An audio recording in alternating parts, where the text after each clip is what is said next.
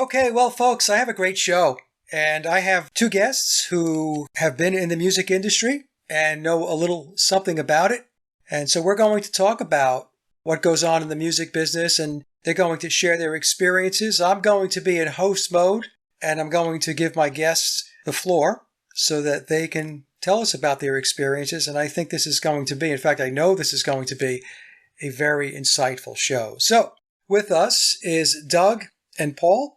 Welcome, guys, and thank you so much for accepting the invite. Thank you, Mike, very much. This is going to be fun. Yeah, and the way I got in touch with Doug and Paul is over the years, they have been very, very insightful with their comments.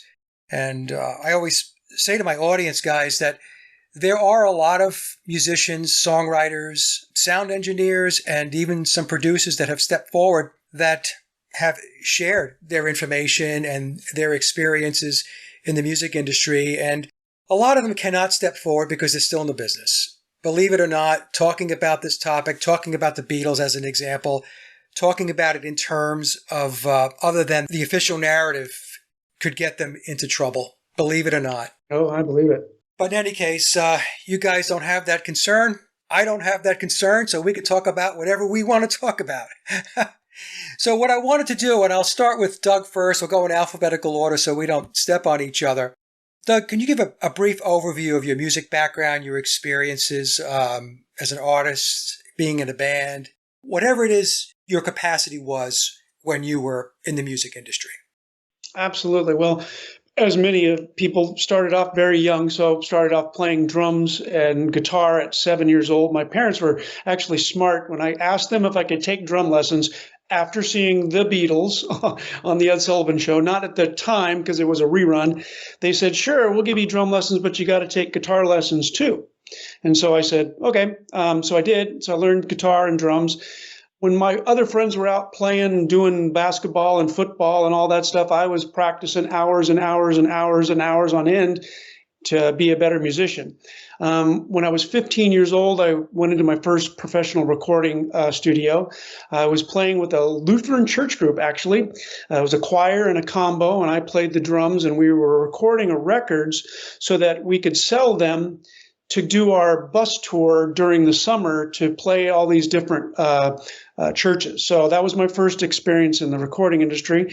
When I got out of high school, I got into my first professional band that made an album, a rock album, and we did fairly well for a while. But one of the questions you had on your questionnaire there, Mike, was things that happened in the music industry when you were coming up in it that made you go, I'm not sure this is exactly where I want to be, or it gave you pause. And the very first record that I made had some situations where I really realized that maybe this wasn't what I wanted to do. But that band fell through. I got into another band in the 80s, also made an album.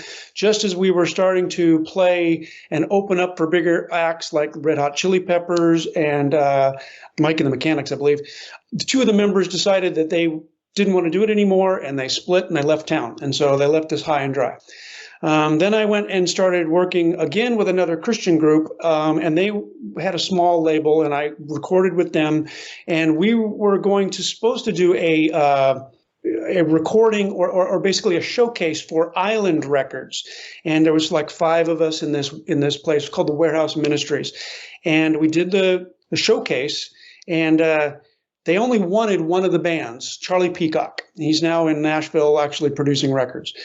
We all had records that were ready to come out, and they said, we only want you. And Charlie Peacock said, if you don't take all of us, I won't go with you. So he said, okay. So they took us all, and then they shelved us all, which meant we had a record ready to come out. We had a video ready to come out. We were ready to tour.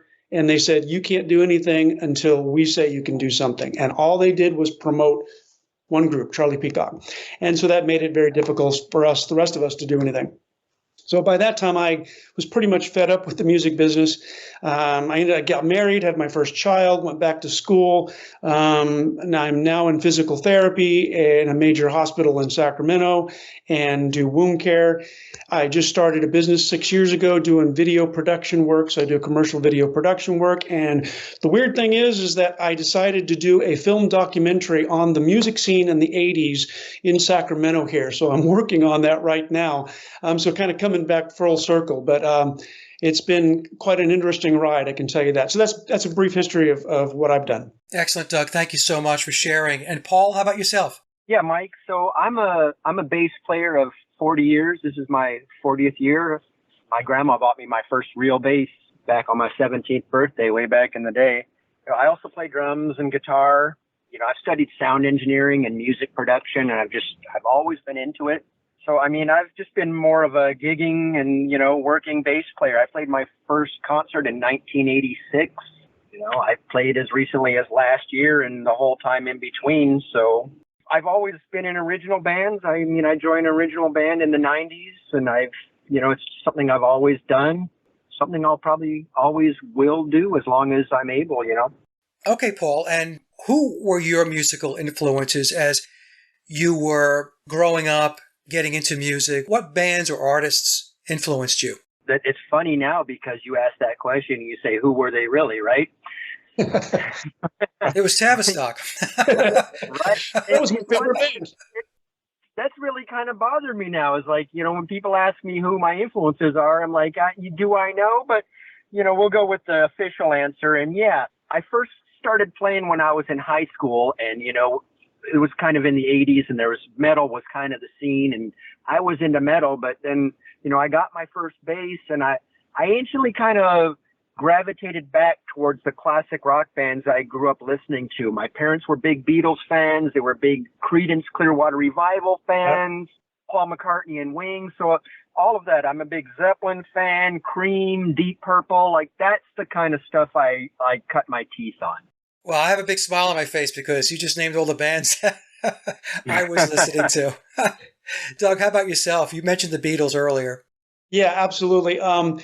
But going back to when you said Creedence, I got a big smile on my face because they were really the first rock band that I gravitated towards. I remember putting the 8-track tapes in my uncle's blue van and just sitting there, just being mesmerized by the sound. And that's really what made me want to get into the business. The Beatles were the first I can consciously think of, made me aware that music was something that could be attained, that there was something about it that resonated with me, 5, 6 years old. But when I heard Creedence and Elton John and groups like that, it really made me go, that's kind of what I want to do. I want to go that route. So growing up, obviously Zeppelin, I wasn't really a big Stones fan. I can appreciate some of their stuff, but I really wasn't a big Stones fan. But when Van Halen came out on the scene, that really changed everything. I mean, it's like, wow. When you heard Eddie Van Halen play those riffs and that sound, it was just, it changed in my life, just the direction entirely. Yeah, Eddie was one of those guitar players where guitar playing took a pivot. Oh, without a doubt. There are some, maybe 4 or 5 in my mind, guitar players that changed the landscape. And Eddie was one of them. That's not to say that there aren't a lot of great guitar players. Joe Pass was one of my favorite guitar players, and he was, jazz player, but you listen to some of Joe Pass's work on Virtuoso, and you listen to Eddie Van Halen stuff, and it's almost as if Eddie Van Halen had some influences from Joe Pass, the tapping. He has a very unique sound, too. I mean, very few players have such a distinct sound as Eddie Van Halen. If you'd recognize it instantly. Right. Sometimes my brother and I will go through who we believe were guitarists who were turnkey. They just changed, like I said, the landscape of guitar playing. Chuck Berry. Oh, absolutely. Jimi Hendrix. Oh, yeah, no doubt Jimi Hendrix. Jimmy Page. Yep. And talk about a studio musician. That guy was a studio musician before. 17 when he started doing studio work. And he had to teach himself to read music in order to do the session gigs. Let me see, who else? I'll put Eric Clapton in there as well. Yep. And Eddie Van Halen. Yeah, those are the big ones right there. Now, there's been a lot of guys that come after them that could do some things that some of the guys couldn't do. But as far as revolutionizing the instrument, I would agree with all of those. Okay. Paul, any thoughts? Anybody different that you might throw into the mix? I would also throw in Richie Blackmore. Ah, Oh, yeah. That real heavy sound. He had such a heavy sound. Yeah, it just that was a lot of people will say that, Sabbath was the first metal band, and they probably were, but I think Deep Purple was the first step.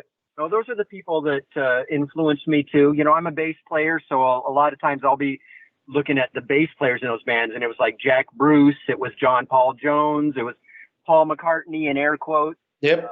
We touched on it a little bit before, but maybe we can get into some more detail. What was it like when you were getting started in the music business? A point where you thought, maybe I could do something with this. Maybe I can go somewhere. Maybe I can make a career out of it. What was that experience like? Well, it was right after high school. It was actually the summer after I graduated from high school.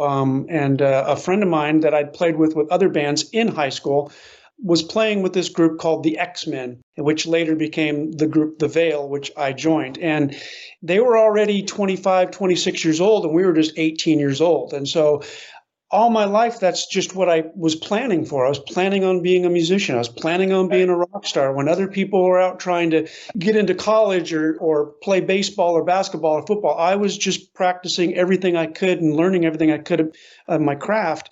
And when I finally got there and I started playing with a band that was playing in multiple venues, we were playing in the Bay Area, we're playing in Sacramento, we're playing in Davis, and then recorded an album, I really thought that this was probably it. And I really focused on it. It was an exciting time in the 80s to be music because it just seemed like music was there's a revolution going on. From the punk scene to the rock scene to the new wave scene, and all that stuff kind of melded together. And it was good times, but I ended up having a really weird experience because most of you, I'm sure you guys know Jefferson Airplane.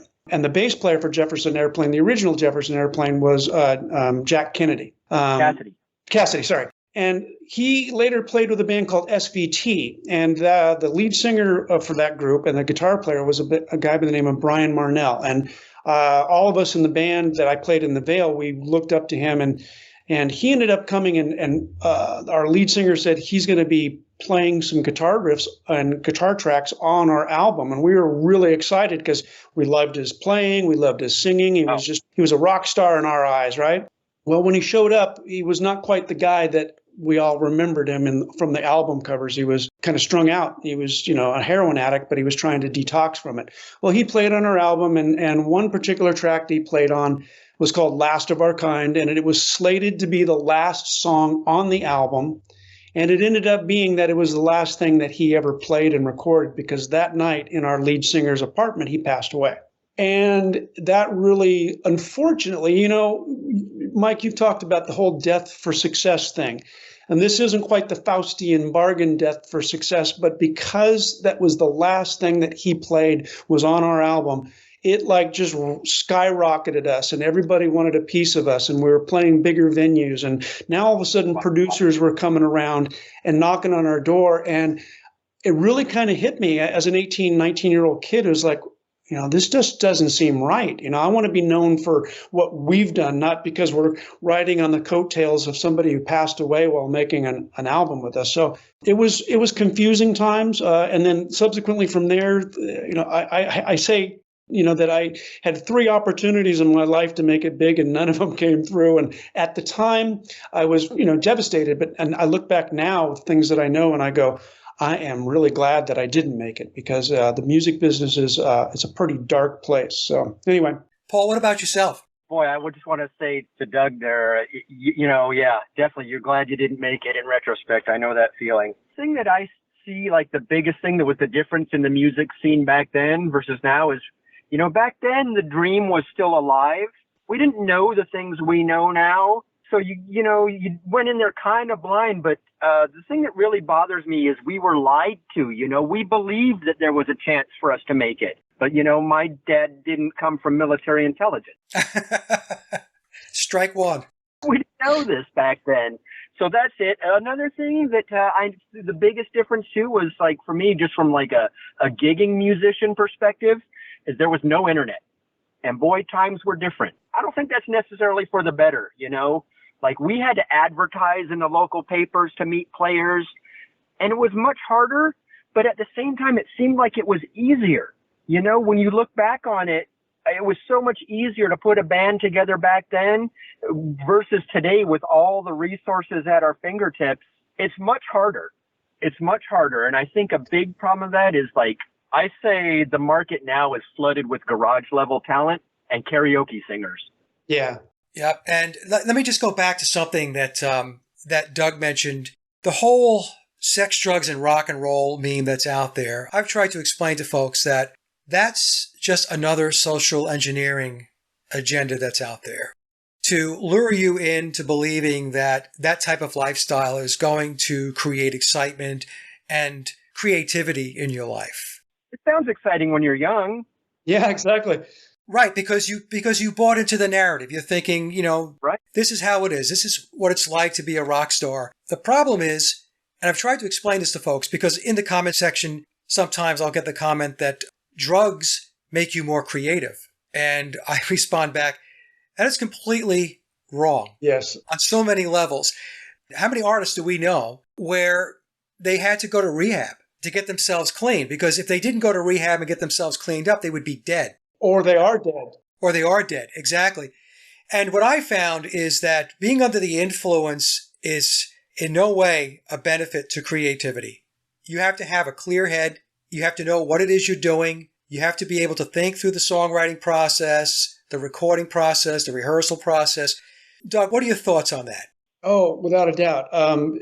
It's funny that you say that. I was smiling because I played in a band, and Paul, you'll appreciate this. It was a heavy metal band in high school, and we got pretty popular with the sorority groups and the frat houses. They would invite us. We're just high school students, and they liked us so much that, you know, we started going to the frat parties and playing. And I remember when I first, you know, can we say that we did drugs on this show? Yeah. Oh, okay. I had my stint with drugs, and we were trying to write some really heavy stuff, man. So we decided, you know, well, we better be smoking some pot. And we thought we were writing some of the best music ever. And then when we, you know, recording it on a little boombox, and then when we listened to it when we were straight, we thought, that is the worst thing I've ever heard in my life. And so we soon stopped doing that in order to write. But you're right. It's like the lure of it, the lure of the sex, the drugs, the rock and roll. As a teenager, you know, that's, you know, you want that power, you want that popularity, and if this is going to give it to you, then that's, you know, that's what you push for. It's funny because I read an interview that Eric Clapton did. It was many years after he was with Cream. He was talking about a particular concert that they did, and he said that he was so wasted. He said the crowd is screaming and everybody's carrying on, but when he listened to the playback, he wasn't playing well. The crowd got caught up in the moment of the concert, but Eric was looking back and listening to his performance and saying, nah, this is not working.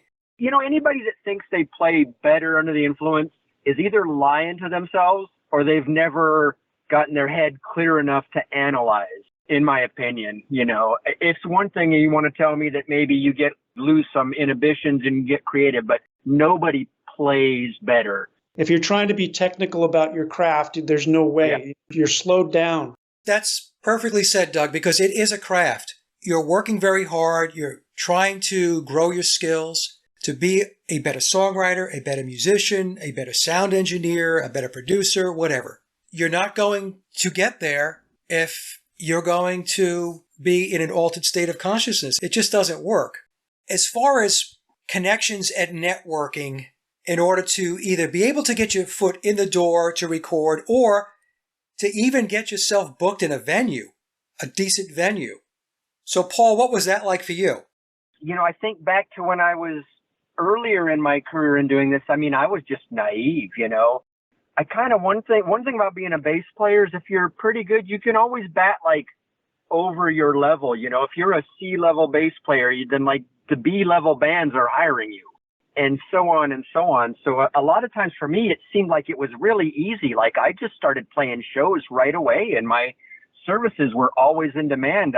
I could put an ad on Craigslist right now and get 2 or 3 replies before this interview's over. I mean, I had that going for me, but I mean, to actually make it or play somewhere big or get recognized, I don't think you're getting anywhere if you don't know somebody.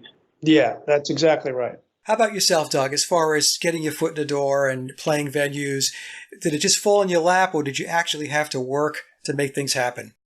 In my case, you had to work in the sense that when we were talking about, not having internet and, you didn't have the social media and all that stuff, trying to get people to come to your gigs.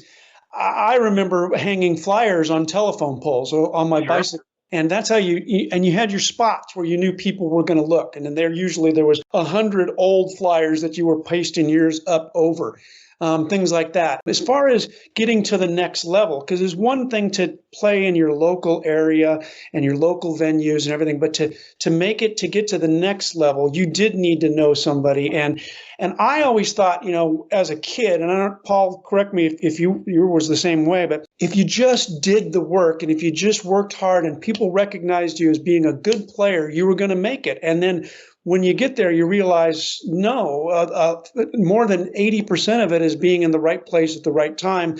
And that's what they need right now, because the music business is a business. If you're not what they're looking for right now, then they're not going to even give you the time of day. You've got to be, either moldable, like we'll do whatever you ask us to do, Mr. Producer, or you're what they need right now. And if you're not any of those things, then you don't have a chance. I learned the hard way going back to the late 70s and the very early 80s. We did demos and I sent them out unsolicited to the record labels. Garbage. And you get a letter back from them that says, we do not accept unsolicited material. So what did I learn from that exercise as a young guy? I learned that you've got to have connections. You have to be networked. Because I was under the false premise as well that, hey, as long as I'm writing decent songs, good songs, and somebody's going to want to listen and give me a shot. But that's not the case at all. So unless you're connected and unless you're networked, it's not going to happen. It's like I said earlier about, the dream still being alive, is we thought, well, if we work hard and we play good music and we write good songs, someone will hear us. And then, it'll just happen for us. And that was what we grew up believing. Yep.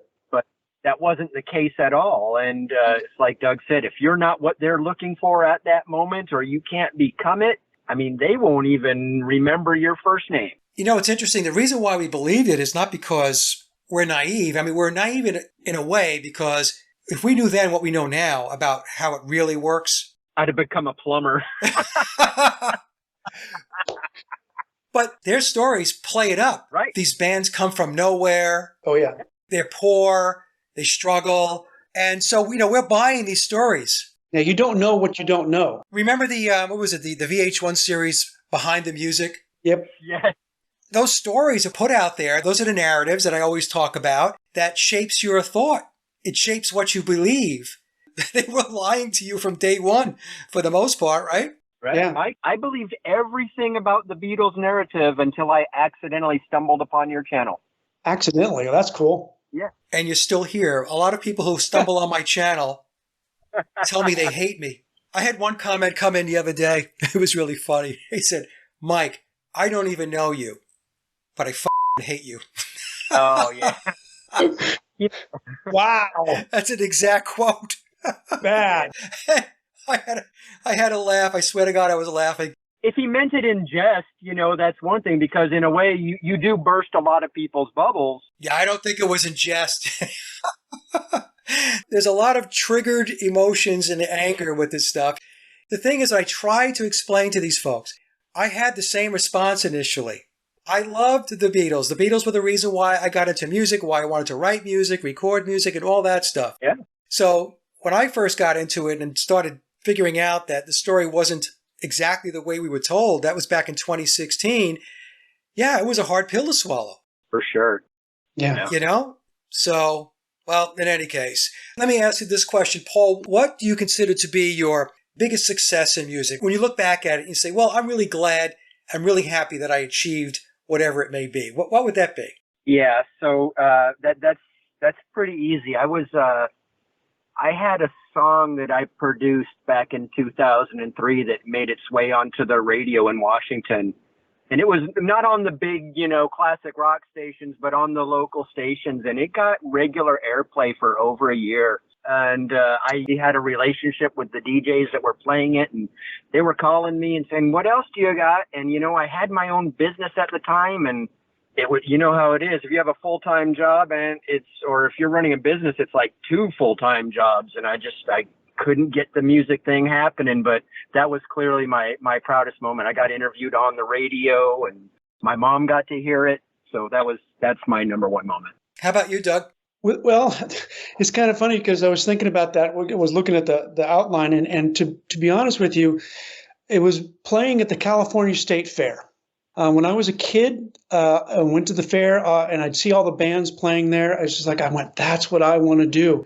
And then when the very first band that I played with that played there, we ended up playing there 8 years consecutively. And we started out in the small stages and then ended up into the big stage the 7th and 8th year. And to me, that was even the best thing because it was something that I remembered as a kid that I can go, I want to play there. And then I ended up doing it. But the real big success just happened this Christmas. And that was that my grandson, who's 8 years old, came up to me and he said, I want to be a musician like you, Papa. And I said, okay, well, we've got to practice. And he said, okay. So he sent me a video message late at night, and he was just singing these lyrics, and they didn't make sense, but it was just so honest. And I said, I'm going to write a song with those lyrics, and then I'm going to bring him, and we're going to practice this song and play it for everybody for Christmas. And that's exactly what we did. I'm getting choked up. That's awesome. It was to do that with my grandson. That's awesome, Doug. Was awesome. And he made the lyrics. And so I was like, that was cool. Congratulations, man. Yeah, that's a great story. I can't beat that one. But you know what? These are the stories that matter, not selling your soul to sign on the dotted line with some major label, That's right. Like that moment for you and then my song getting on the radio, right. Like those are the that matter, Yeah. Yeah, because every step that you take to get to the next rung, you have to sell a little bit more of your soul. Some people can do that. And I just got to a place where it's like, no, I can't do that. That's if that's what it takes to get to the next level, then I guess I'll stay at this level because that was not for me. Well, let me ask Paul, was there a moment when you realized that the music business was not at all what you thought it was? In other words, you sensed that something was off? Yeah. Well, I thought it was what I thought it was for, most of my life. And not to kiss up to you, Mike, but it was discovering your channel that really opened my eyes to what is going on. And it was really an accident. I don't know if you remember, Mike, but we met a few years back at Flattoberfest. And I got to tell you this story. There was one summer I bought a new iMac for my studio. And I took it out of the box and I set it up and I hooked it up. And I didn't have anything on there, no software, no songs, but I wanted to hear it. So I logged onto YouTube and I thought I'll watch the Beatles rooftop concert. I watched the Beatles rooftop concert, and the next day, one of your Paul is Dead videos popped up in my suggested feed. Well, it's good to know that YouTube isn't entirely shadow banning me. That was 6 years ago, Mike. Yeah. That was before the shadow banning. Yeah. How about you, Doug? What was the moment when you thought to yourself, you know what, I don't want to do this really? It was the last band that I played with that nearly made it, and that was the Christian group. When I realized that a record company has that much power that they can sign you, because they didn't really want all the bands. There was like 7 bands in this one record label. It was an independent record label, and Island Record only wanted one of them. And the one guy who they wanted, he said, no, I won't sign unless you sign all of us, because that's what we wanted to do. So they said, fine, we'll sign you all, but then they shelved everybody. And when I mean shelved, that means you can't play anywhere, you can't release anything. We had albums ready, we had videos ready, we were ready to go. and they shelved us. And so I realized that if they have that much power, after all the work that we did to get there, maybe this wasn't the job or the career that I want to do. So that band could not do anything unless it was approved by Island Records, because they now own the rights to your music and the rights to where you play. And so we got some gigs, but they weren't the gigs that, like, for example, we were supposed to be going over to Sweden for a big Christian festival. And I had my passport. They said, you got to get a passport. You got to do all this kind of stuff. And as soon as we got signed, that all got shut down. And they just sent the group that they wanted, which was Charlie Peacock. And that was it. We didn't get to go. So that was really when I decided, this isn't really what I want. It started with getting famous off of somebody who died while making your album, and it ended with they own you. And I didn't want to be owned. So, and I'm glad. Now I got a wonderful wife, 2 beautiful grandchildren, a child, and a career that I like, and still doing music and having fun. But it's just, I didn't want to sell my soul. Paul, how about yourself? What was that moment for you, or did you have that moment? Yeah, I've definitely had it. I mean, and like what Doug said, I would have done anything in my 20s. I would have signed any piece of paper they stuck in front of me. And I'm glad that didn't happen. The work can eventually drag on you and you're trying to make it. And, I've been in a couple really good bands. I was in a band called Perfect Pistol in Seattle, and people were routinely saying that we were the best band in Washington, but nothing ever really became of it. And we worked and we worked and we worked, and everyone loved what we were doing, and we built a following out of nothing. But it just, that was it, we played all the venues and we did all the shows and released our demos, and this was in the early days of the internet.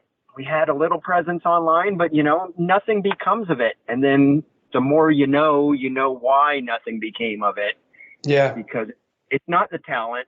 It's not the ability. It's, are you going to do something to help them? Right. Yeah, that's exactly right. How valuable are you to them? They're not really into making stars as much as they're into making money. And if they make a star in the process, great, but they want to be able to have control of that star. They want to be able to know that you'll do anything to stay in that position. Some people are willing to do it and others aren't. And I'm glad I'm not one of those. So we've touched on this now, but I'll just ask the question specifically. In your opinion, how controlled is the music industry? 100%. There's just no doubt in my mind that anybody that makes it big, most of them are bloodline and were placed in that position. There's a few, I'm sure, rare examples of people that just actually, came up and got noticed, but they had to give away everything to get there. And, it's 100% controlled. You're not going to be known. You're not going to be heard. You're not going to be seen unless they want those things to happen. Doug? 100% as well. I think it started out not quite as much in the 50s and 60s and 70s.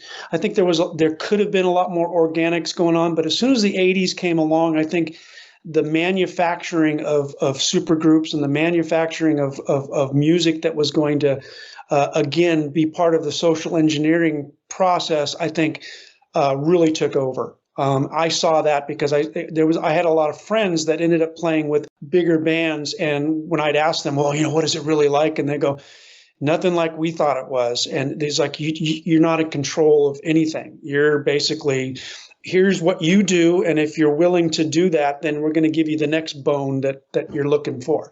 The freedom is not there. We often, I don't know about you, Paul, but I always thought that if you became a rock star, it was like you could just do whatever you want, you could get whatever you want, and the people that I talked to would actually get to that level said, no, you're pretty much not your own person at all, which gave it all more credence for me to be glad that I didn't make it to that level. So I made it to the grandson writing song level. That's my thing. No, that's, like I said, that's an unbelievable story. My grandson is 18 months old, and I already have a guitar for him. There you go. Nice. Give him a bass, he'll get more work. He can work for me.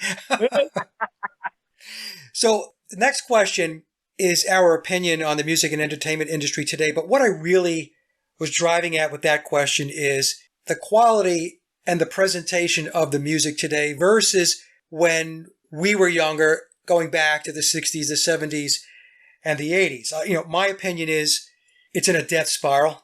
Doug, what are your thoughts? I think, well, yeah, I think so.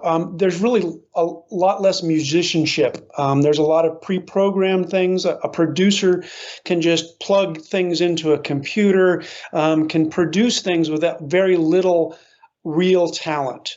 And I think that back in the days when we were growing up, I think you had to know how to play your instrument. You had to know how to be on time. You had to know your craft. You had to, now you just need to know a computer system and what software is out there in order to make the sounds that you're looking for. You can now, I have a friend that has a studio and he showed me, you can literally just hum into a microphone, whatever melody you want or a beatbox you want. And then you can use that to marry it up with real instruments or sampled instruments. And you can actually, without ever having to pick up an instrument, you can actually create an entire symphony just by humming into a microphone. So that's how it's gotten. And I think the music is indicative of that. And I think for me personally, I can't listen to modern music. It just doesn't make sense to me. Exact same thing, all the way down to the production. Like, I love the way the music to me sounded in the 70s. Yeah. And I hate the productions today. Like, every song I listen to, the kick drum is the loudest instrument. It's really bad. It's really bad. And the musicianship, as Doug said, was so much better. I know that sometimes you don't know who's playing on an album, but I know that Jack Bruce could really play. And I know that Glenn Campbell can really play. Right. Nowadays, it's like, I think that those game shows like American Idol and America's Got Talent ruined the music industry. Like, there's a whole generation of people coming up that think like a karaoke contest is the music business, and it shows. Most of it today, we're looking at performers. We're not looking at artists. We're not looking at musicians. So when Taylor Swift steps on stage, she's a performer. Yeah, right. That's what she does, right? So I did a show with Vince Russo, and we went through her resume, and it's, she's completely manufactured. Of course. I agree with you guys 100%. And with me, I'm very old school. So the way I came through it all, you had to do your own thing. So you had to practice your guitar. You had to be able to play. You had to think through melodies. You had to think about being able to do the harmonies. You had to think through what's the mix going to sound like, the dynamics of the song, all of this stuff. Yourself, not a computer. Exactly. Yeah. Yourself. There's no computer. There's no technology involved. Now, don't get me wrong. Technology can be helpful here and there. Like when I write my own songs, that's just me. That's how I look at it. It's a human element. You're not a machine. You're not software. I think AI is ruining the entire landscape, to be perfectly honest with you. What did you think of the, quote, Beatles' new song, Now and Then? Oh, God. So, yeah, I only reluctantly even listened to it, to tell you the honest truth. Like, all those horrible remixes of the Red and Blue albums, are like they've ruined them. I just don't like it. It just seems phony to me. It just seems fake. I don't even really buy the story behind it. It's like, didn't care, to tell you the honest truth. I've heard it. I just said, I listened to it one time because, I grew up on the Beatles. I had to hear it, but that was it. I never listened to it a second time. It sounded to me, because of the technology and the AI, so overproduced. Yeah. That's my opinion. And first of all, it's not a Beatles song. Yeah. It was a John Lennon song that he wrote, I think, back in 1977. And he didn't think enough of it to do anything with it, so it sat on a shelf. Right. But Doug, what are your thoughts on that song? Honestly, I think that it was a contrived thing to continue to reach an audience with the official narrative, bringing it up from because like my granddaughter who's 14 years old, I've taken her to real concerts for real people. I've taken her to see Queen. I've taken her to see Tears for Fears, Duran Duran, groups that I grew up with, and then I've also allowed her to go to the concerts of some of the stuff that she likes. And she will honestly say, yeah, I mean, the music back then was meant a lot more. And I think that when you bring AI into the situation, all you're doing is you're trying to pander to the next generation rather than it being a Beatles song. It didn't really strike me as being a Beatles song. It really just kind of seemed something was contriving and trying to continue the official narrative to a new group of people. That's all. And to acclimate the boomers to technology and AI. Yeah. That's what I kind of thought was part of the reason why it was done, because, the older folks would be more reluctant to adopt technology. They're kind of set in their ways. And the other thing, just to comment on it, and I talked about this, I think, with Billy Watson, the video was very childlike. One of the things that Tavistock does is to try to bring people back into like a childlike adolescent mindset. That's what I thought was going on with that video. John Lennon doing all this goofy stuff, and it looked like something out of Sesame Street. And when I spoke to Billy about it, he had the same impression. So almost playing on nostalgia. Yes. Yeah. Well, there's nothing wrong with nostalgia. I think I'm working right now on a nostalgic project, going back and doing a documentary film based on my experiences and the experiences of my colleagues and friends of the 1980s in this particular area of the world and what the music scene was like. So nostalgia is good, but if it's nostalgia to promote something that is agenda based, yeah, then I agree. Yeah, that's not good. Okay, we're going to just shift up gears a little bit here, and we've already talked a little bit about the Beatles and the official narrative. So let me pose the question this way. When you became aware that the official narrative may not be truthful, how did that affect you? How did that impact you? Was it something that you said, well, all things considered, it doesn't surprise me, or were you taken back? So Paul, let's start with you first on that question. Yeah, I mean, I was definitely taken back because the first album I ever got was the Beatles at the Hollywood Bowl on an 8-track. I mean, I loved them. I picked up a bass because Paul McCartney can be a bass player and it's cool, and, so could I. But, now they're like a boy band to me. I mean, I almost go every time I hear them come on. It's like, yeah, this is a great song, but I know that is not Ringo drumming. I know that's not George Harrison playing guitar. And yeah, it's Paul or John singing. Like I said, that just brings me back to the American Idol thing. And I kind of despise that. So I still like it because it's good music. But I mean, I can't tell you the last time I pulled out one of my Beatles CDs and threw it on. Doug, how about yourself? Well, a lot of what Paul said I resonate with. I've gone through stages. When I first kind of realized that there was something up, there was little cracks that happened throughout my entire life with the Beatles. And Paul, did you ever see the Beatles Love in Las Vegas? No, I'm familiar with it, but I've not seen it. So I went and saw that, and I had mentioned this to you, Mike, in another conversation that we had.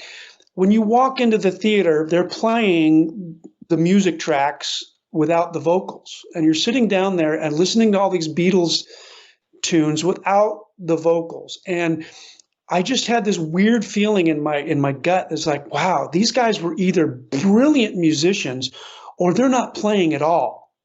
It just struck me just like that. And this was many years before I ever, came across your work, Mike. And it just was one of those kind of moments, and I kind of forgot about it. But then there was little cracks. I read a couple of articles about a scientific team in I guess it was Italy that took old Paul McCartney and new Paul McCartney's voice and did some voice analysis and found that they weren't the same people at all. And then again, that was another moment. It was like, and then when I came across your stuff, Mike, you were actually on the Hot Potatoes with Patricia Steer. Patricia Steer, yeah. Yeah, that was the first time that I had seen you because, I was also at the same time studying out Flat Earth. And so all these things, and when you realize that, in my opinion, the moon landings didn't happen, the other things in life are completely, dishonest, and they're not the way that their official narrative, claims them to be. When it came around to the Beatles, I went, well, it figures. And so I did the same thing, Paul. I just stopped listening to their music because there was part of it that hurt. It was kind of you tricked me. You tricked me. But I have recently gone back now, and I've shared this with you, Mike, because I've shown you some of the stuff that I've done, the Beatles covers that I've done.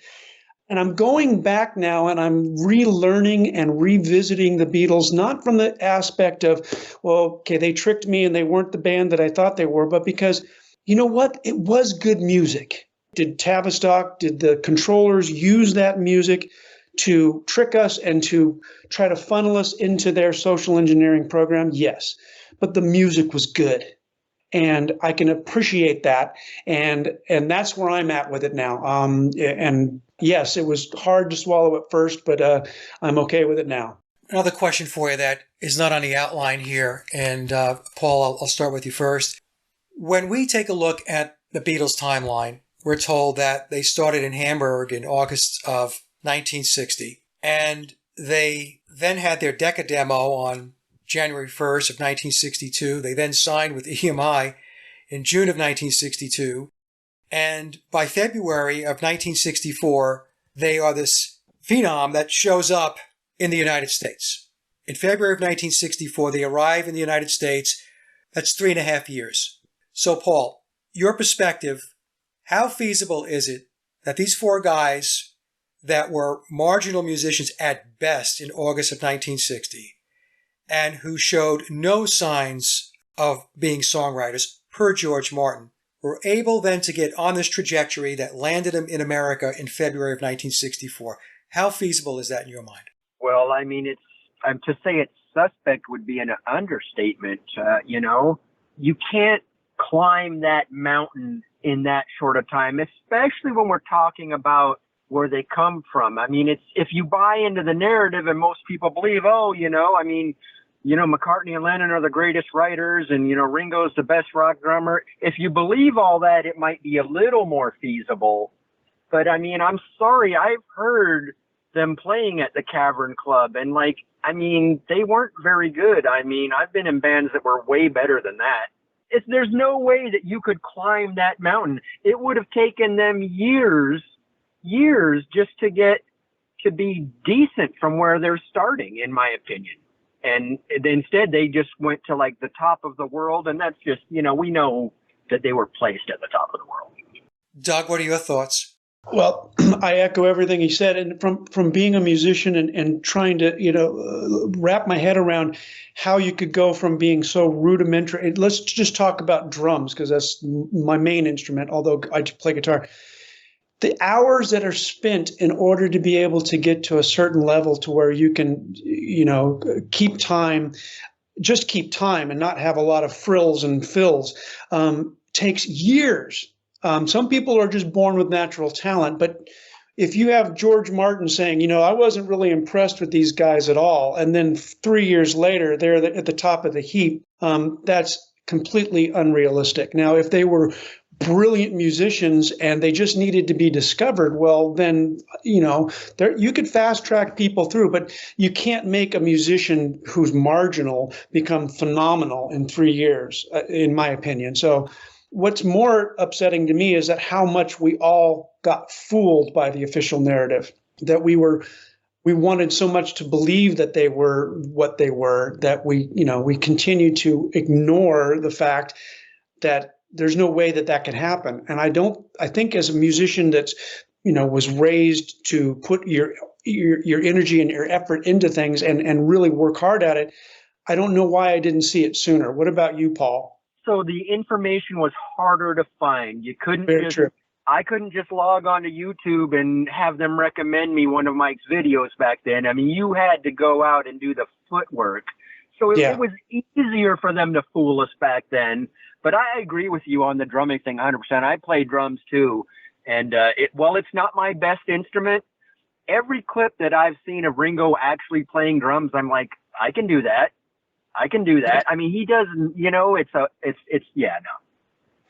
If I could just go back to what we were talking about, to that point, if you look and you listen to the early drumming of the Beatles, And if we get to the point where we're going to talk about the tracks that you sent us, Yeah, we'll get there. Yep. I took some notes because there was some things that just stood out to me. But if you listen to the early drumming of the Beatles, it's supposed to be Ringo. And then you listen to the song like Free as a Bird.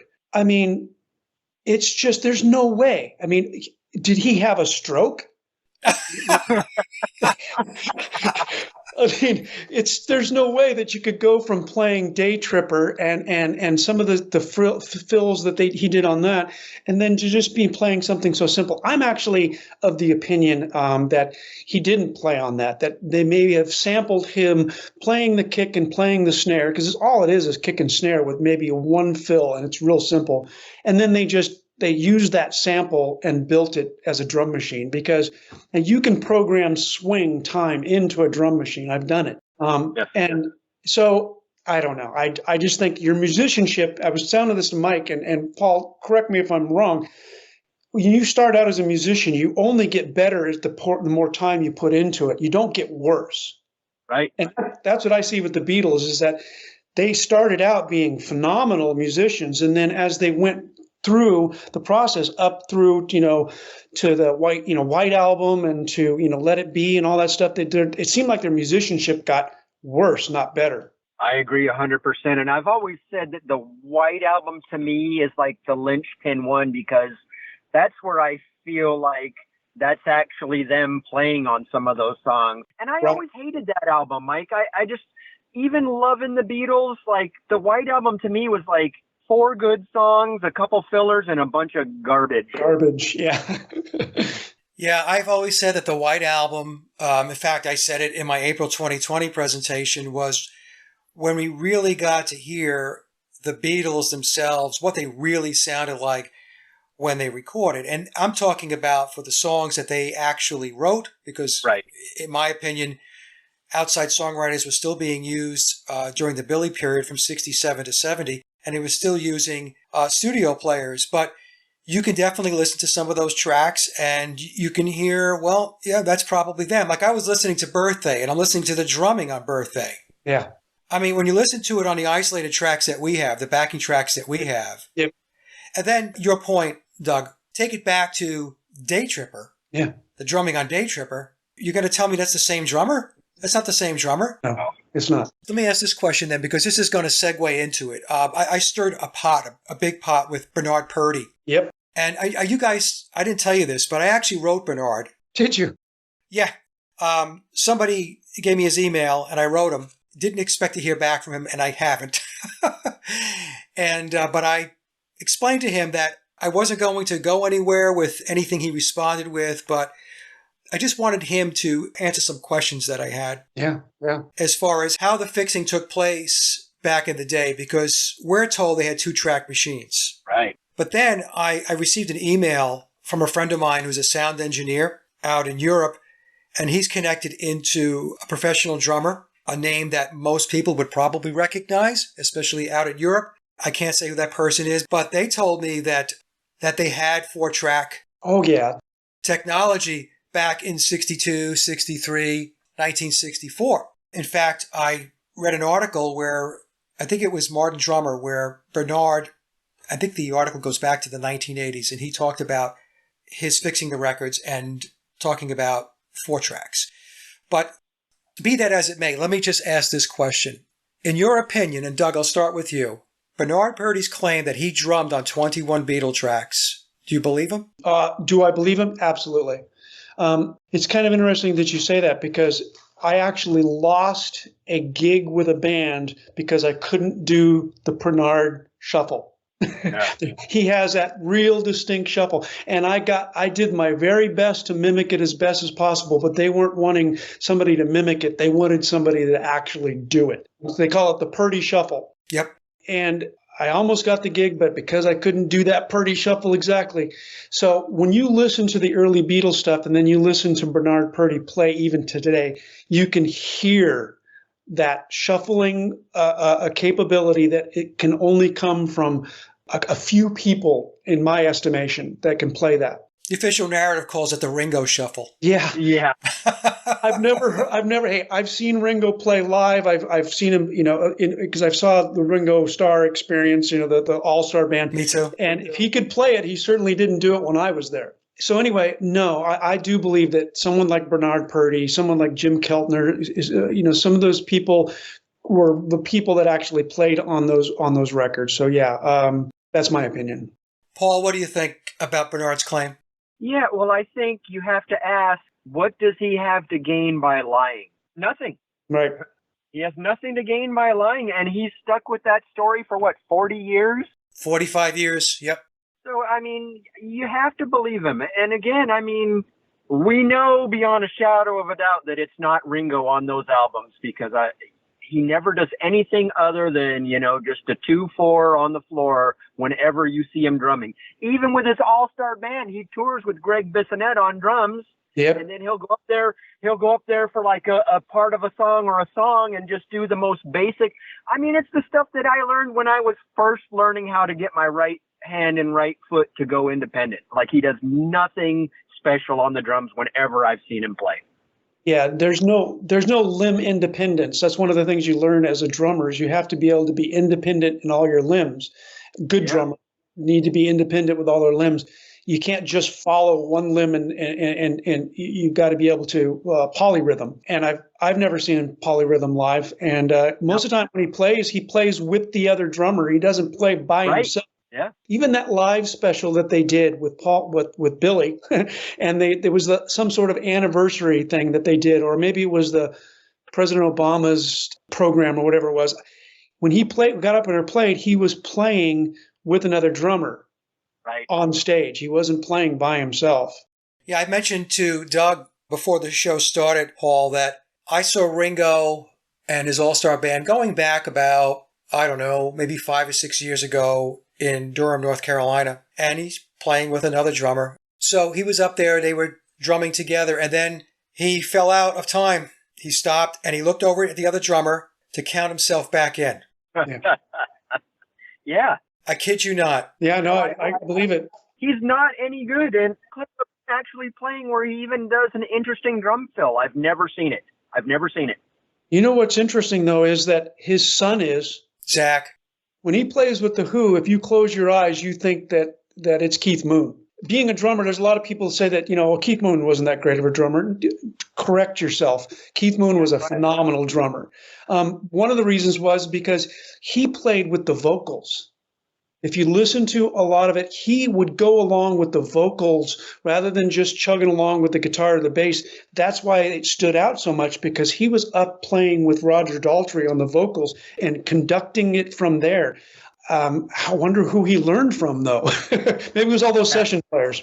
Well, Ringo's always been surrounded by his phenomenal talent. Look at his all-star band lineup. So, I mean, he's grown up around the best musicians, and he probably did have the best teachers, but it wasn't Ringo. Right, absolutely. Yeah, I mean, his father could be an influence, but it doesn't mean that he's the only influence. Yeah. And his son would have been influenced by many other drummers. Zach is a very good drummer. The other thing is, I've been around studio musicians. I actually, one of the groups that I played in, I couldn't be part of the recording session at the time, so they brought in a studio musician. I hated the fact that they brought in a studio musician, but when I listened back to it, and when they told me how he approached it, they're so good at going in and listening to the band and then playing as if they were actually a member of the band. A good studio musician doesn't just go in there with their own ideology. They go in there and they listen to the music and they go, okay, how do I best fit into this and make it fit? And they're good studio musicians are able to do that. So I look at the Beatles stuff and I think of how Bernard Purdie would fit into there. And that's what I think that good studio musicians do, is they can make it sound like they're part of the band to begin with. That's what they say about the Swampers and the Out of Muscle Shoals. Yeah. They were able to do that. They were able to just integrate themselves into the music, into the band, and it created this cohesiveness. Right. In my experience, I've always said that I played with a lot of drummers, like every level, from amazing to horrible and everywhere in between.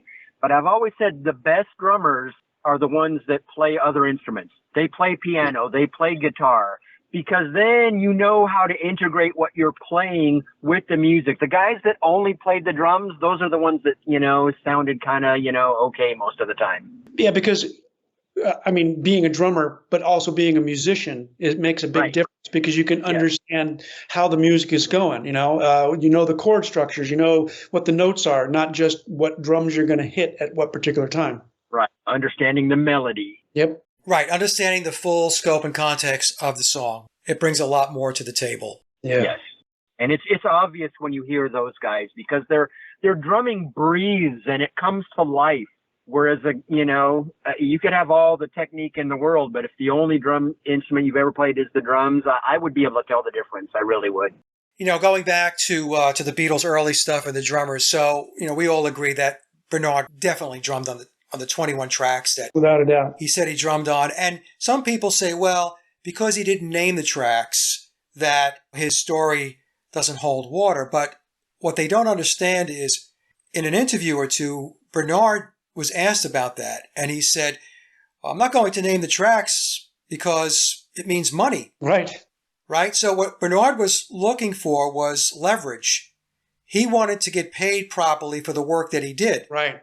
Look, I'll keep this quiet for even longer if you just give me a little bit more money on what I already did. In a 1980s article in Modern Drummer, he explained that the Beatles camp finally contacted him and said that they were going to make it right, do the right thing. Wow. Wow. I never heard that. Yep. And I have a copy of that magazine. What happened, if I had to guess, and I think it's a very good guess, is they came to a deal. And part of that deal was, here, Bernard, here's a big check. And now don't say anything else about the songs. Right, right. We can't tell you to say that you didn't drum on them because you've been saying that Right, you can't take that back. forever.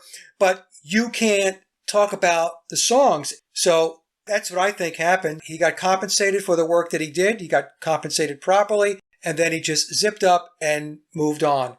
And so I mentioned before I wrote him, I think Bernard probably thought, well, I'm not going to engage with Mike because I really want this thing to go to bed. Right.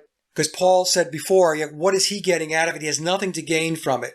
So he probably saw an email coming from me thinking, oh my God, like the last thing I need right now is this guy. Right. Well, I tell you, the last thing you want to do is make a deal with the Beatles camp. I mean, how'd that work out for Paul and John?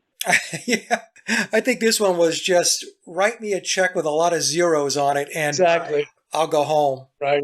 So now let's just jump quickly to Rubber Soul. Yep. And as you guys know, that to me was the silver bullet that told me that the Beatles did not write all their own music and they did not play on all their recorded tracks. Yeah. And I said there are two fundamental issues with Rubber Soul. One is the 16 songs in 30 days. So the official narrative tells us, you guys are familiar with it, the Beatles came into the Rubber Soul sessions with essentially no backlog of music. And this is not something that I made up. It's the official narrative. Scott Fryman tells us that's the narrative in his Deconstructing the Beatles series when he took us through Rubber Soul. In Mark Lewison's books, he tells us that's the case, that they really didn't have anything coming into the sessions. And so we're expected to believe that John Lennon and Paul McCartney wrote 16 songs in 30 days, which means right from scratch. It means they have to learn the song. So if John and Paul write a song, they then have to go to Ringo and George and say, here's the song, let me teach it to you. Yep. They have to rehearse it, maybe change the arrangement, rehearse it again because you have a different arrangement, and then finally get to the point where you rehearse it enough that you feel good about recording it. And then the songs have got to, you're going to put overdubs and you got to mix and all that stuff. And we're to believe that all of that took place for 16 songs within a 30-day period of time. And by the way, while they were in the studio, between that time span of October 11th and November 11th, there were days that they weren't there. There were some days when recording didn't take place because George Martin and Norman Smith were mixing. There was a day where they stepped out to get their MBEs. Yeah. There was one day they had to go do a flexi disc, and there was 2 days they weren't there because they were doing a TV special. Yeah. So it's not even 30 days. That's problem number one. The second problem is when George Martin wrapped up recording, when he did the sequencing, which was on November 16th, and the first lacquer being cut on November 17th, and then getting everything signed, sealed, and delivered out to the retail outlets by December 3rd. So from the time they cut the lacquer, the final mono lacquer, November 17th to December 3rd is about 2.5 weeks. Yep. The cycle time doesn't make sense. So those are the two issues. But let's just focus first on the music. It doesn't matter whether it's 10, 12, 14, or 16 songs. That's a lot of songs to write in 30 days, especially when you've got to go through the whole process I just laid out. So, Doug, your perspective. What are your thoughts? Well, first of all, that's one of my favorite programs that you put together that was so very well researched. And it really, I think anybody who watches that particular program, if they don't have doubts in their minds that the Beatles weren't exactly what they were presented as, I think that we can't help you. It's just that obvious. Having recorded 3 albums in my day and knowing what it takes to actually do that, and not just being the drummer, but being very interested in the process, you don't go into a recording studio and write songs. I don't care if you're the Beatles, the Rolling Stones, the Who. You've done your work beforehand because time is money in a studio.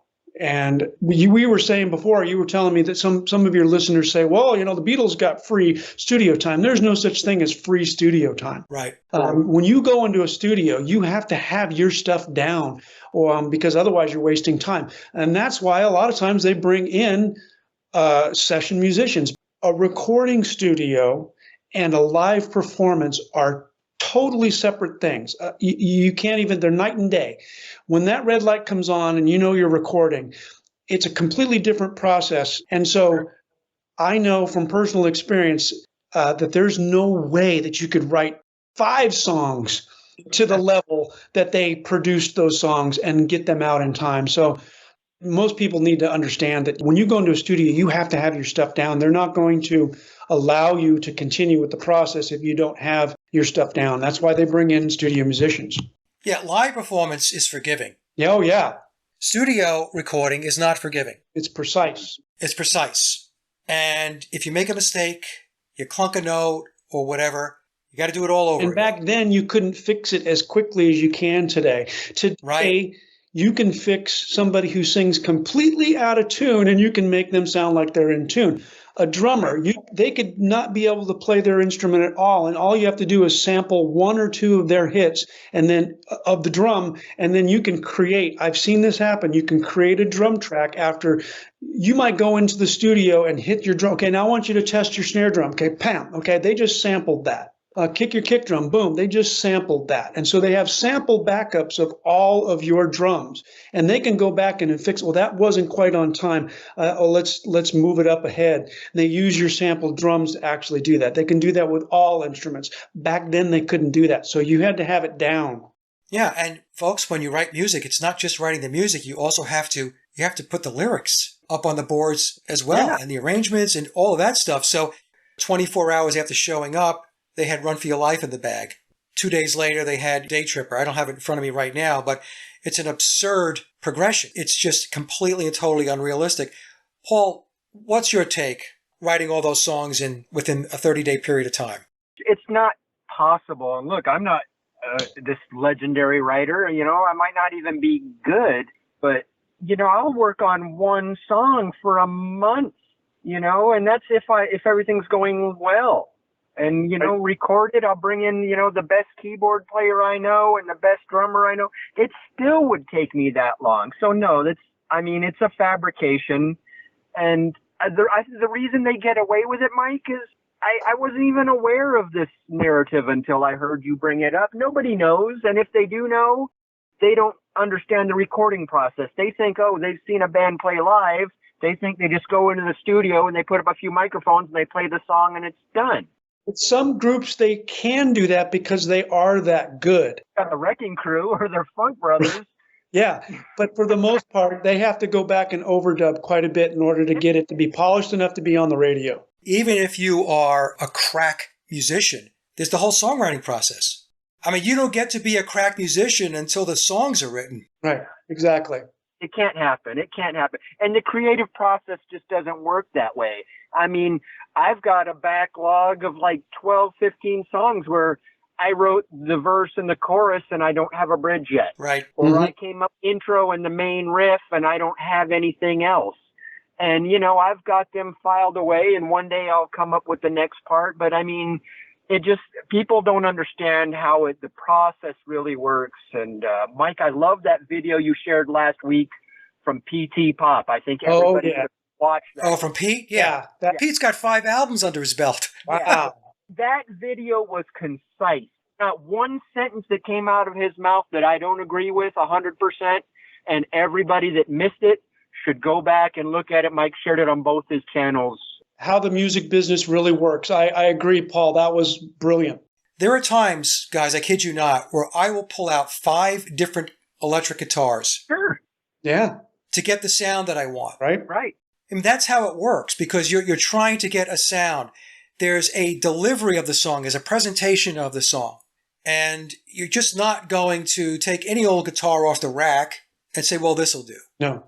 It's just not going to work, I would use multiple acoustics on a song. One acoustic had, like my Martin would have a bright sound, and I had an Epiphone that had a darker sound. And sometimes I would record both of them in order to fill the song out. Right. I mean, these are all things. I mean, you might decide that you're going to use a different bass. I have a Hofner bass, which I use a lot, but I also have a Squire bass that I use that has a deeper, more resonant sound to it. So based upon what I'm trying to get out of the song will determine which bass I decide to pull off the rack. And the only reason why I'm saying this is because to get the audience to understand that there's a lot more to it than just showing up. Right. And Mike, you won't even know which one of those basses is going to be right for the song until you try it. You may have gone the whole process thinking my Hofner is going to be the one, and then you'll cut the track with the Hofner and it's not right. Then you'll have to go back and grab the other bass and do it all over again. Right. Yeah. Right. That's happened to me with keyboard parts. In my mind, I'm thinking through it, and I'm like, oh, this is going to work. I think this is going to sound very good in the song. And then you do it. This doesn't work at all. Right?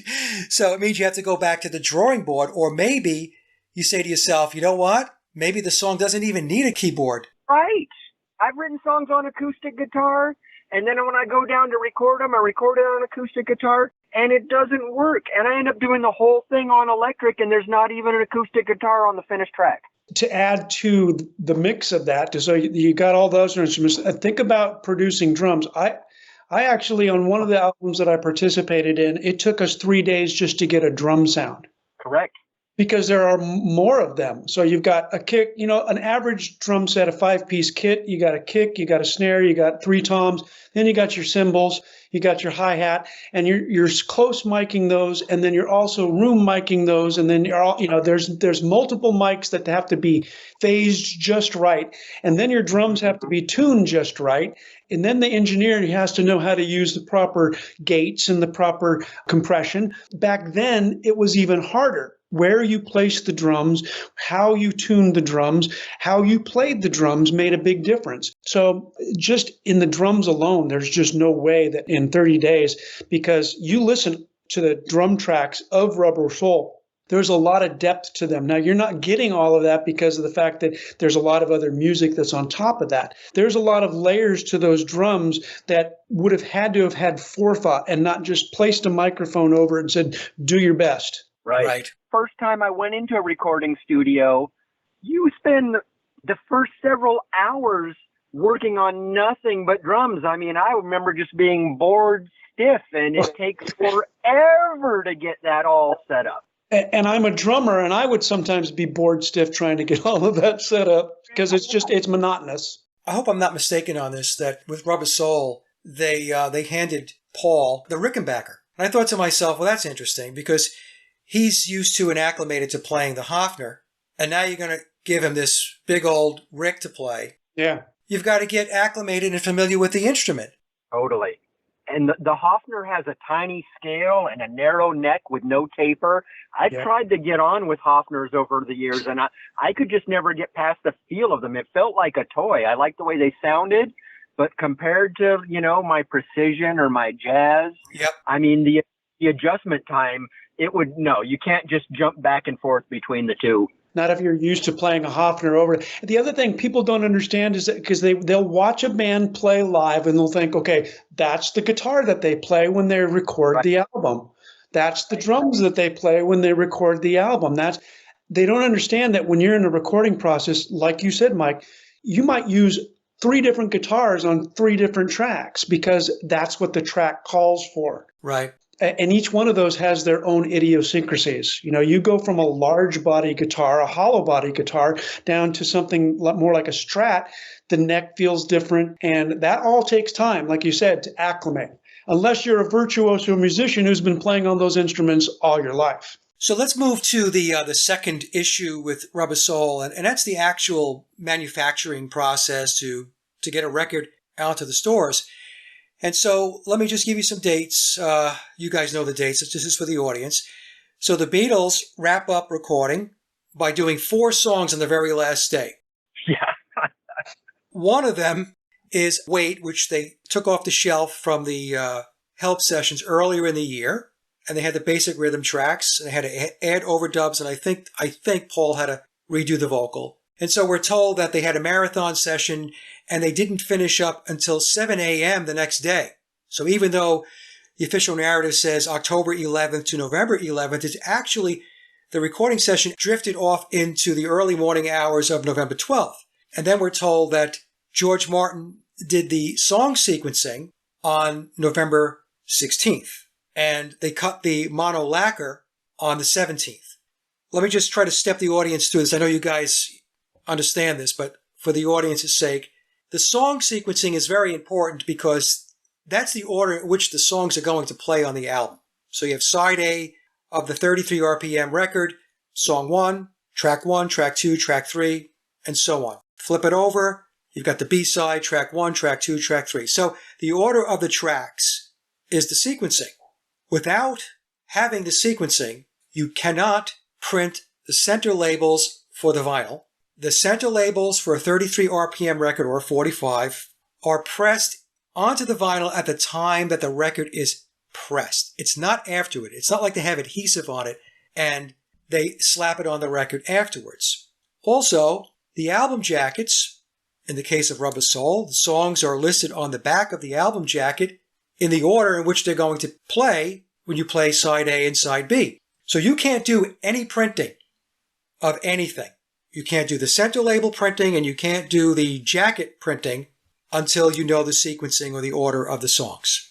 So if George Martin finished the sequencing up on November 16th and they cut the final lacquer on the 17th, that says they had to start pressing the records maybe later in the day, let's just say the next day, the 18th. Yeah. So in the way they press the records, they create a stamper. Yep. Right? And then the stamper presses the vinyl records. And as we just said, the pressing of the vinyl records also includes pressing the center label of the vinyl onto the record at the very same time.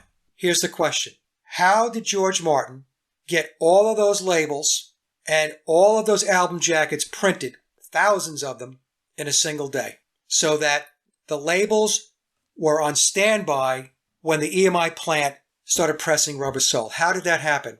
Here's the answer.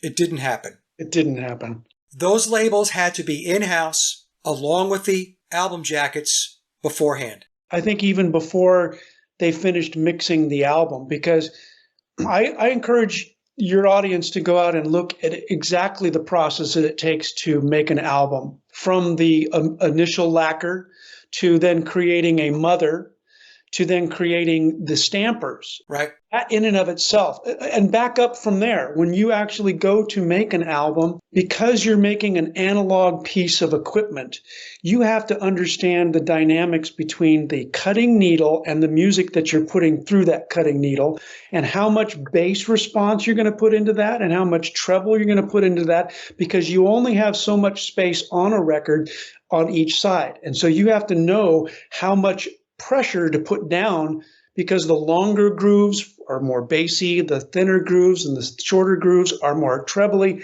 and you need to know that stuff beforehand. That can take a lot of time. And, great, George Martin, EMI, they're the best in the world at that, but it still takes time to know that. So you're absolutely right. You have to have all that stuff done beforehand. Otherwise, you're spinning wheels. He couldn't do the sequencing without clearly understanding the run times, knowing the run times of the songs, because he had to balance, like you said, Doug, both sides of the album. Yep. And so what that means, the short of it is, folks, If you watch my presentations, that's great. If not, you can hear it right now. All of the songs were pre-written by outside songwriters and recorded by session players before the Beatles ever stepped foot in the studio on October 11th. Yep. And because George Martin had the songs already recorded, he had the backing tracks, he had the names of the songs and the sequencing, he can start the process, the printing process, to get the labels created and the album jackets created, so that by the time he wrapped up the Beatles singing the vocals, because that's what they did between October 11th and November 11th. That's what I concluded. Yep. The labels and the jackets were already sitting in the plant, just waiting for that lacquer to be finalized so that they can create the stamper and start pressing the records. That's how it worked. Paul, what are your thoughts? I think there was it's a brilliant analysis, and I'm so glad you did that, because the other side of the coin, where we're talking about the artistic aspect and the writing and the recording and the arranging, and yeah, those in the know, but somebody not in the know could say, well, that's subjective and this and that. But the physics of printing the record and the labels that you've broken down, that can't really be argued. No. That's the process. It doesn't matter how bad you want to believe, you can't debunk what Mike just laid out here. It can't be done. You cannot print an album label if you don't know the names of the songs, the order of the songs, and the runtime. You can't print out a jacket. You can't print out the label. It's not possible. And the other thing, too, is some people will argue that EMI pulled out all the stops. Look, EMI had a huge portfolio of artists. Yes. Sure. And this was the Christmas season. So to think that they stopped everything for the Beatles, it's not logical. Because for everything they stopped, that's a loss of revenue stream for them. Right. And what about the ink? Back then, ink drying took time as well. So if they were a week. Yeah. So if they were printing these, the record jackets and everything, that would take time for the ink to dry. Right. A week for the ink to dry. It was a 4-ink process. They used the rollers, and, that's how they did the jackets. And it took a week. And, this information came to me from somebody that has been in the business a long, long time. When I took a look at this stuff, I tried to reach out to as many sources as I possibly could to confirm that this is how it worked. And what I'll do at the end of this video is tack on that video I have of how the records are pressed and when the labels are applied, so that people don't think we're smoking dope. I've seen it happen, and it's a process. And you mess up one aspect of it, and you have to do it all over again. It all has to go through a proofreader, too. The person that sets the type, he's not the final word. So he's going to set all the type and have everything ready. And then it's going to have to go to somebody else who's going to proofread it and make sure they didn't, get a couple vowels reversed or miss a space, My grandfather printed the phone book for years and years and years and years, back in the day when he had to manually set the type. Well, it all has to be proofed. Yeah. The album art and all that stuff has got to be proofed to make sure that it's ready to go.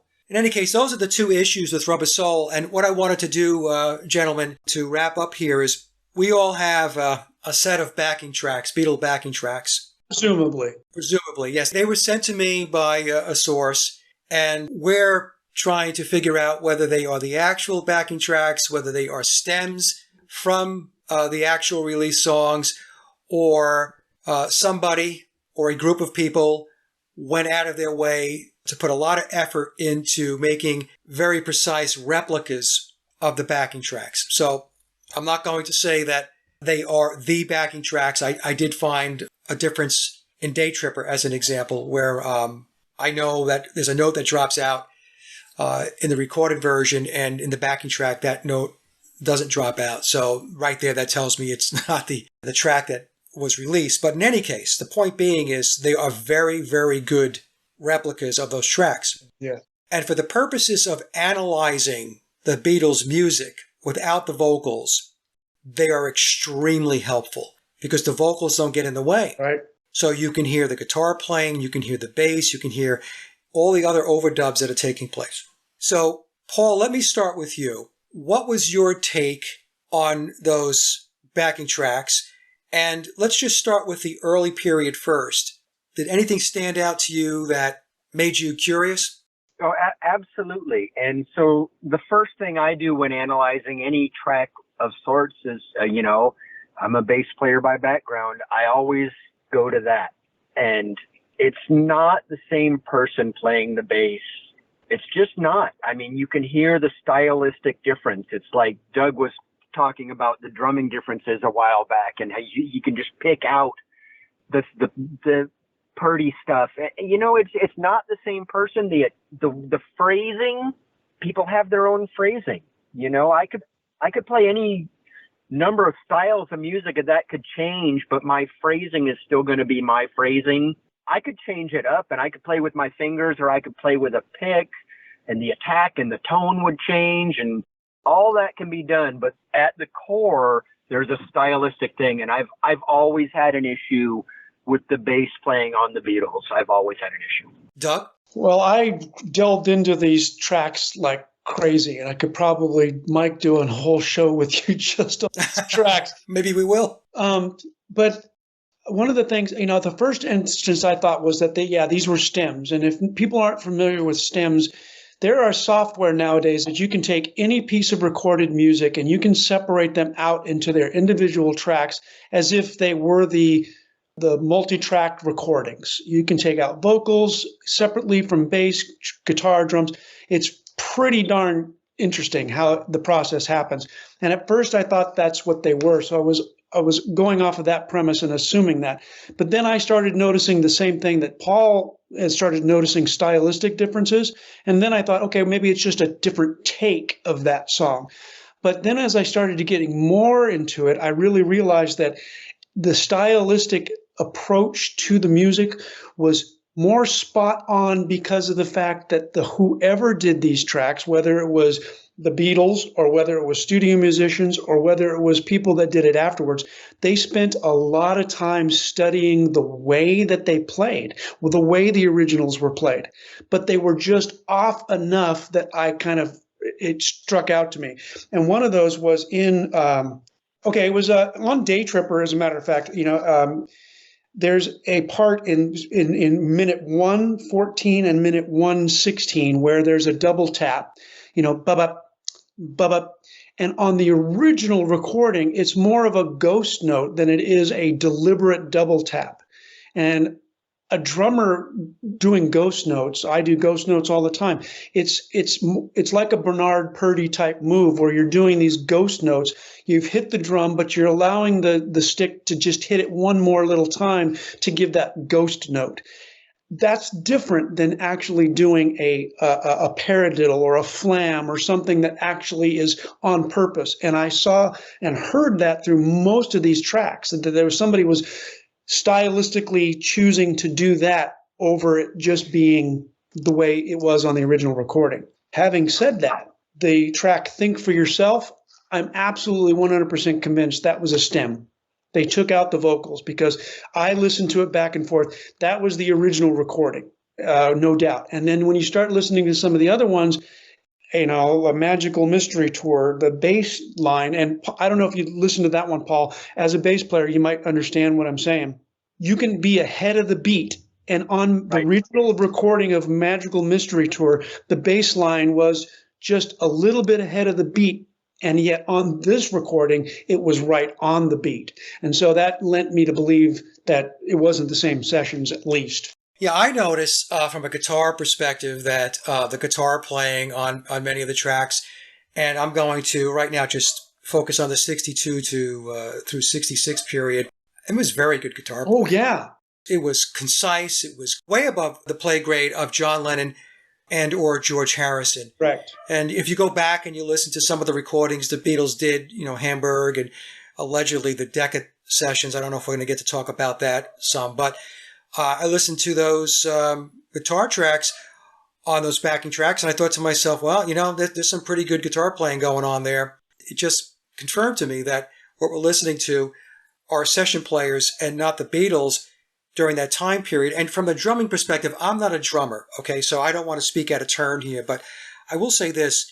In the early stuff, the drumming was very snappy. Very.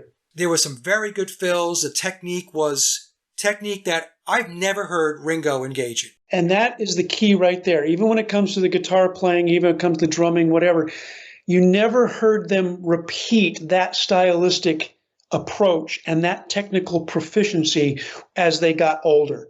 Meaning that you never heard them play that same exact way again. It was like okay, we can play like that, but now we're not going to play like that anymore. Right. And it seemed like their musicianship got worse rather than better. And I don't know about you, Paul or Mike, but if my musicianship wasn't getting better as I got older, then maybe I'm doing the wrong thing. I made that same comment on one of Mike's videos very recently where I was just commenting on how the music industry only signs young people when older and more experienced people are better musicians. That doesn't make sense. And I commented that I was way better in my 30s than I was in my 20s, and I was better in my 40s than I was in my 30s. That's the way it works if you're working on your craft. And even now that I'm getting older, I'm 56 now, and my fingers don't move the way they used to when I was younger, but I have more musical knowledge. I have a better understanding of theory. I have learned other instruments, and I've learned how they interact and play together. And even though my chops may have lost a step, I'm still way better than I used to be. Yes. Lou is a drummer as well, and he said that when he listened to the tracks in the early period, he said there were definitely more than one drummer on the tracks. Oh yeah, and you can tell again the styles from any instrument. You can, like when we were talking before. I don't know if it was on this show or if it was pre-show when we were talking about Eddie Van Halen. You can tell when Eddie Van Halen plays. You can tell when Jimi Hendrix plays. Now, just because these people that were on these recordings, we don't know who they were, they still have a style. And you can tell from album to album that there was a unique style involved in it. And I never heard any of them later on play that style again, which is odd because if you have a style, that style stays with you. Even if you get better at your instrument, how you approach it, my drumming style will never change. My guitar player style will never change. Even though I get technically more proficient, my style is still embedded in who I am. I didn't see that with the Beatles as they got further along. They went back to their Hamburg and cavern days more than they went back to their original, recording days in the early '60s, in my opinion. With the drumming, we know that Andy White, the official narrative tells us that he played on P.S. I Love You and Love Me Do. And I personally believe that George Martin hired Andy White to drum on more than just 2 songs. Maybe even the entire first album. Entire first album, Please Please Me, right. Bernard Purdy drummed on 21 tracks, and I was contacted by a relative of the late, great session player, drummer, Ronnie Verrill. Yeah. Going back about, it was right after I released the April 2020 presentation. They reached out to me. This person had been writing me before that. And when they wrote me, when certain people write, and they're conversing with you, you can tell that they know more than what they're actually saying at that point in time.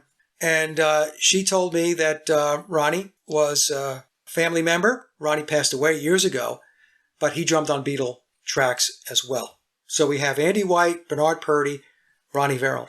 Who the 4th drummer is, we don't know, because what did Bernard say? There were 4 drummers on the Beatles' music, and Bernard was referring to the early period, and Ringo was not one of them. Right. So who is the 4th? I don't know. The thing is, I have a clip of Glenn Campbell, phenomenal guitar player, and he was guest hosting the Smothers Brothers show back in, I think it was July of 1968, 2 months prior to George Harrison asking Eric Clapton to play lead on While My Guitar Gently Weeps. So 2 months before, Harrison has a discussion with Eric Clapton to come on in and lay down the lead guitar track for While My Guitar Gently Weeps. Glenn Campbell is introducing Cream, and he says these guys were top flight, top notch session players, and they played on records for the Beatles, the Rolling Stones, Donovan, the Smothers Brothers, and he rattles off all these bands. Rolled right off his tongue because, these guys all know each other. Yep. Glenn just put it out there, and if you listen to the McCartney 321 Hulu special, and you have Rick Rubin isolating the track for While My Guitar Gently Weeps, and he's asking Paul, who is Billy, about it, and Billy is as in awe of it as Rick, and you can tell that, at least my takeaway was, he didn't record that bass track, it wasn't him. So the question was, well, who is it? Maybe it was Jack Bruce. Agreed. It seemed awfully weird. He was like, I don't even know if he realized it, that he was coming across that way, but it seemed very obvious to me that he was kind of backtracking. Well, it was just, I guess it's just the way it sounded, and it's like he wasn't going into detail that if you actually played on it, well, I turned up the treble on this one and I played it a little bit softer and blah, blah. He didn't go through any of that. No, he went through no details. Didn't even talk about what bass he played. He was sitting there going, oh yeah, that sounds great.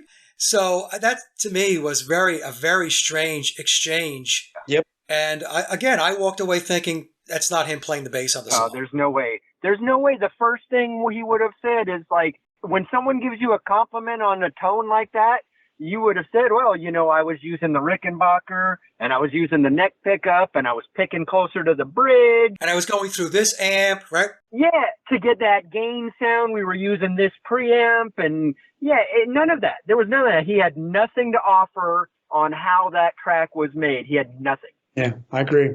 The thing is, once you know, you can't unknow. Yeah. I'll tell you though, I think more and more people are becoming aware of it, at least to the degree where they're willing to listen. There's still a ton of people out there that, think I'm just a nut job, but that's okay. I'm used to it after doing it all these years, but it's just like anything else in this world.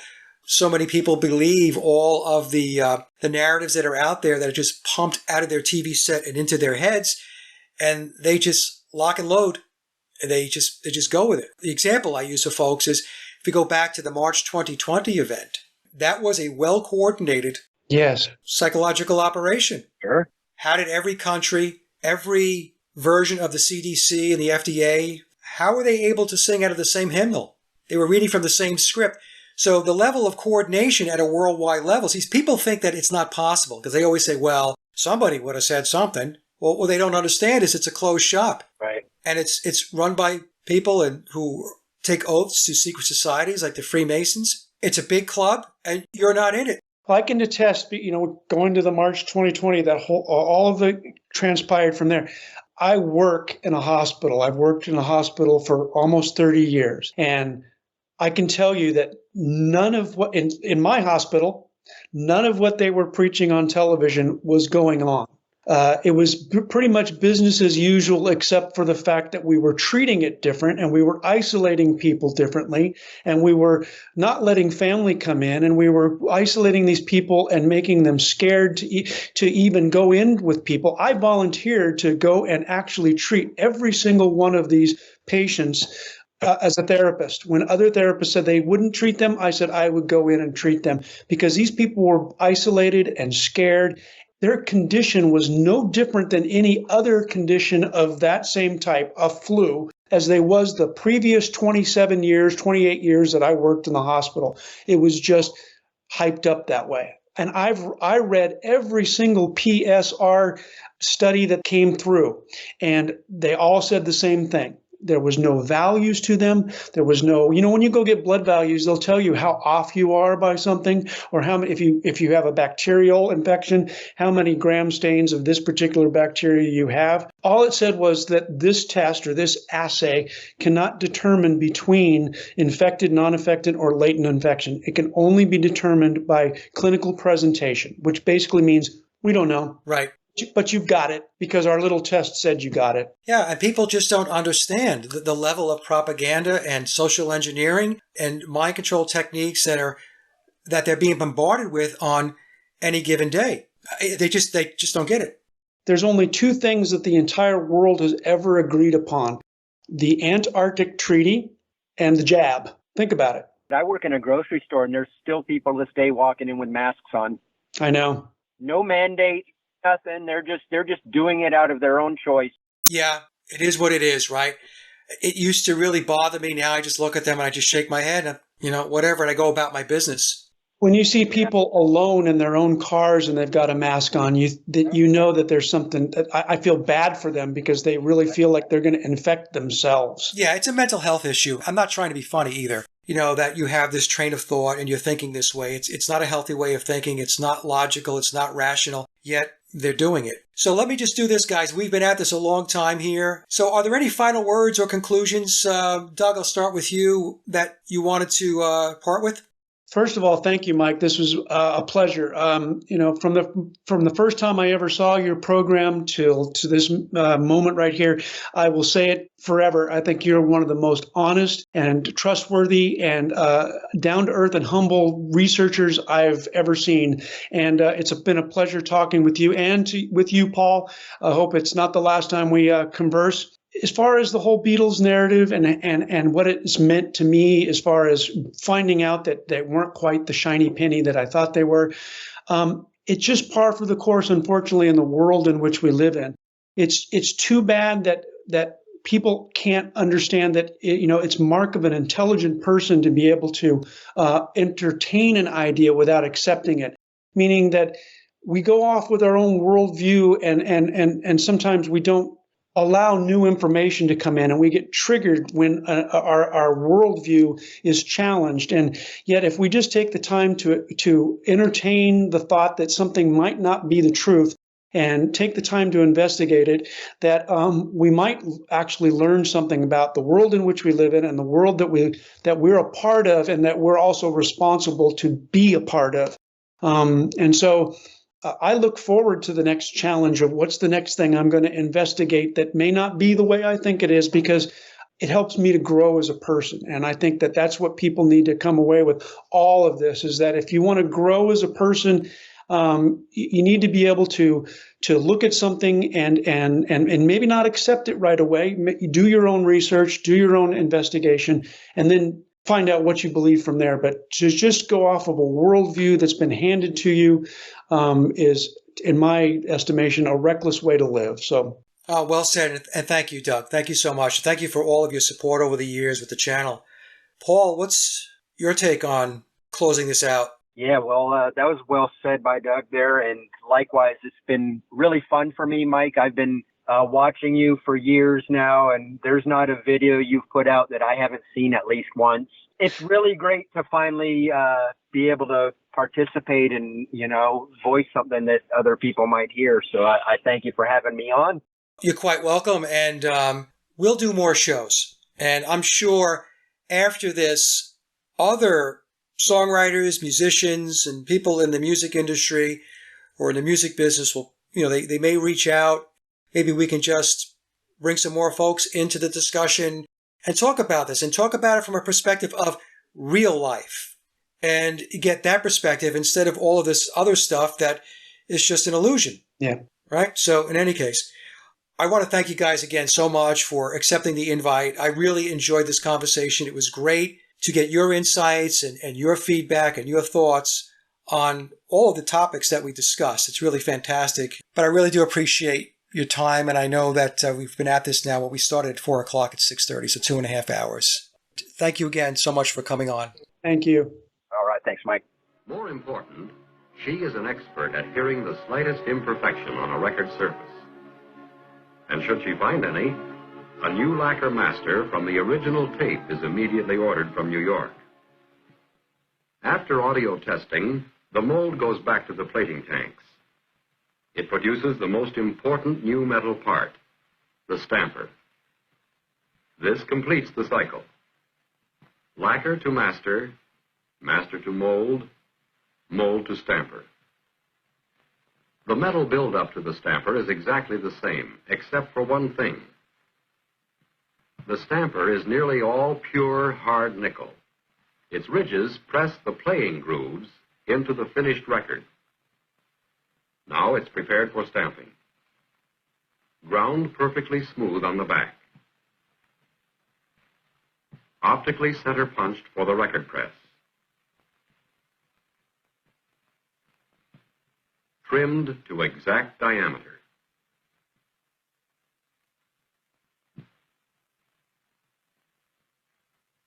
And coined, given a formed edge to grasp the stamping die securely.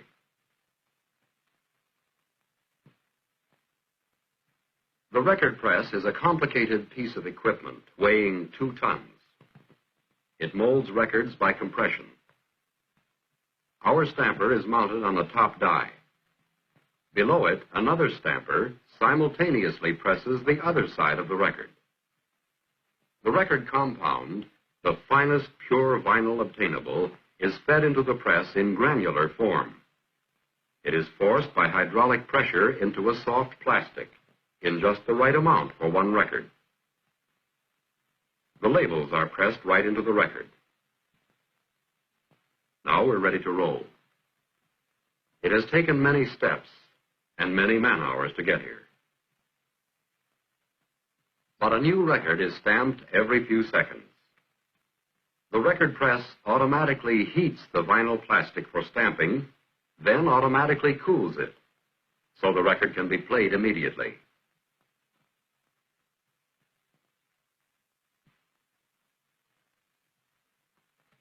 And here's the first long-play copy of Romeo and Juliet. A collector's item? No. The first pressing is always carefully inspected for everything from the correct serial number to perfect centering. Then, still another playback test. And finally, the pressing of the Romeo and Juliet gets going in earnest.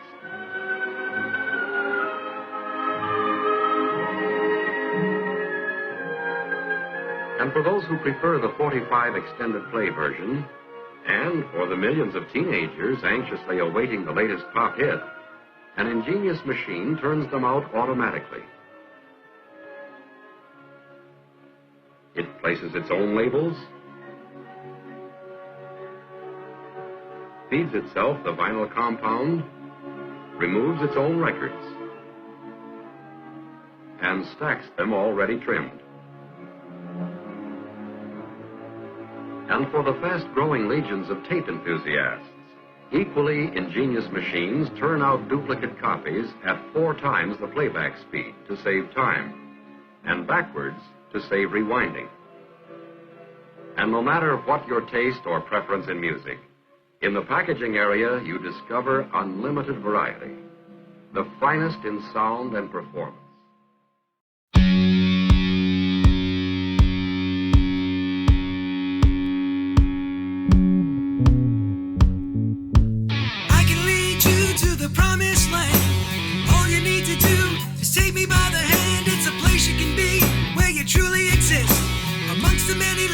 Within your midst, come with me and follow me on the black sheep. You don't have to live a life of pain, leave it for the wicked and the insane. There are no storm clouds hanging in my sky, just a brilliant sun with wings to fly. Come with me and follow me on the black sheep. You can be a shepherd, you can be a rock, play a record and sing to your flock.